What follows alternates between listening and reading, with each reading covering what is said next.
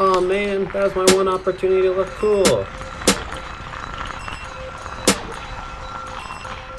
Last episode, I started 3D modeling some assets for the prison. One of those assets is a wall with a hole in it. I think it's really cool, but the hole stops the zombies completely and makes the game too easy. It's good to have it as an emergency escape, but the zombies still need to follow you even if they just get funneled through. And right now it just makes the game way too easy. I started out by copying the crouch code I used for the player character, but that didn't work. The zombie still ran into the wall without crouching. My issue is the player knows when to crouch, so they click the crouch button, but the zombies don't know when to crouch. They just keep running into the wall. The code looks at the space above the player's head to know when the player can uncrouch. For the zombies code, if I use this, they won't ever crouch because nothing is ever above their head. Here's what I'm talking about. The red lines is the code seeing if there is anything above their heads. But if I eject from my player, you'll see that line isn't helpful at all for me. The line needs to be under the crouch area. I need to tell the zombies ahead of time when to crouch. And this ended up being a pretty easy fix. I just put that line trace in front of them and it works like a charm. But now I need animations. One of my favorite parts of game design is the bugs. It is a double-edged sword though. Sometimes the bugs can be really hard and you have no idea how to fix them. Or the other edge is you get bugs like this. I didn't have a crouch animation, so I thought I'd use the death animation to just test it. The goal is to have the zombie run, crouch, then run again. Instead, I got a zombie with levitating powers while taking a nap. Eventually I figured out this issue. You'll never guess it, but if you tell the zombies to crouch, you'll have to tell them to uncrouch eventually too. Who would have guessed? I also downloaded a crouch animation, so it looks right. Everything was going well up to this point, until I tried to test it with multiple zombies. Having multiple zombies instead of one meant they were fighting for who could go through the hole first, then they would just freeze. They wouldn't even crouch, they would just stop. I was funneling them a little too much. At first, I tried turning their collision off completely. That didn't go well. Then I tried turning on only pawn collision. That wasn't right either.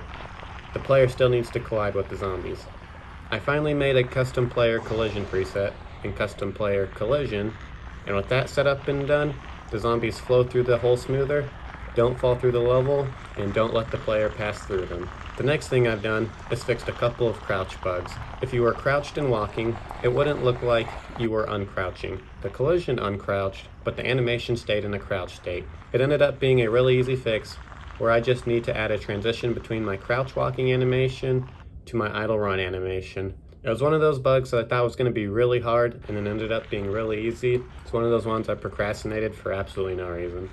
The other crouch bug is a bit tricky to show, but if I try to uncrouch while I'm being forced to crouch, and then whenever I'm able to uncrouch, I have to press the button twice for it to work. This was fixed by running two branch nodes into each other.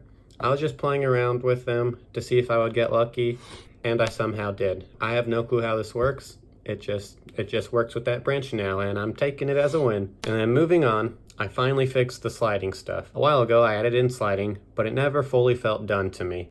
I still needed to add an animation for it, because whenever you slide, you can't really tell when you're sliding. I was able to add that in easily into the animation blueprint, and I'm starting to get really good with animation blueprints, which makes me really excited, because when I first started on them, I had to follow a tutorial for absolutely everything, and now I can make a basic animation blueprint all by myself. So now that that was good, I can tell when I'm sliding, but I don't like how much control I have while I'm sliding. I can just move any which way I want to. It doesn't seem like it's sliding to me. I imagine sliding as sliding in a straight line, and that's it. Because whenever you're mid-slide, you don't have enough time to think about moving left or right. I don't even know if it's possible to do that in real life. Figuring out how to keep sliding in one direction, but while being able to rotate, was the hardest thing I had to do all week. I knew how to do it in my head, but nothing was working. I spent the whole day messing around with the get forward vector node and adding other things to it with no luck. I would have a string of like 10 nodes full of multiplying and adding things, all to figure out that I can just get the last movement input vector, and it solves all my problems. I spent all day making complex code just to have one piece be the thing that solves it. It works great now, so now I need to test my trick shots. I'm going to put the zombies in a line so it's impossible to miss my first trick shot. Oh man, that was my one opportunity to look cool. I tried again, but made sure I couldn't miss. And what do you know? I missed. I shot crouching and missed. I'll be the first to admit that my aim is not good, but it's not that bad. I started thinking, have I ever tested crouching and shooting? I couldn't remember. Was this a bug that would halt progress for a while? I turned on the line trace and noticed that it started out green. And if you remember when I showed you the zombie line traces, they started out red until they hit something, then it turned green. I was able to move the line trace forward of the player when crouched, so now it wouldn't collide with the player before you shot. I know I've tested shooting and crouching before, so along the way I must have messed it up somehow, I don't know. And now, it's time to test my trick shots for reals.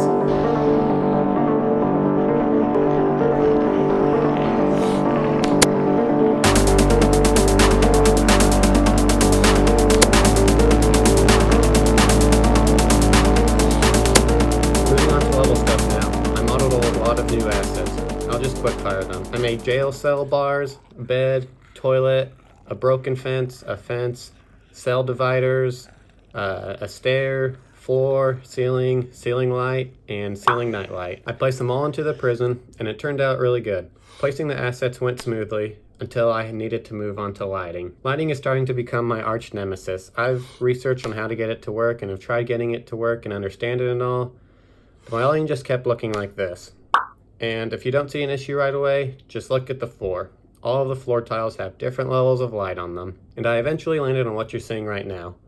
I was able to fake the lighting. Every cell has a light source in the middle that doesn't cast a shadow. Then all the natural lights are just yellow tinted lights coming through the top. I think this method ended up working. Maybe I'll adjust it, but for now I'm happy. I also added some faux light effects, like the rectangle lights blinking every once in a while. Then I added these two red lights as alarm lights. I need to make a model for it, and I need to make an alarm sound, but I'll be working on that next week. I'm going to try and get a beta out by the end of September. That's just the inside of this prison for people to play test. So if it looks interesting so far, stay tuned and thanks for watching.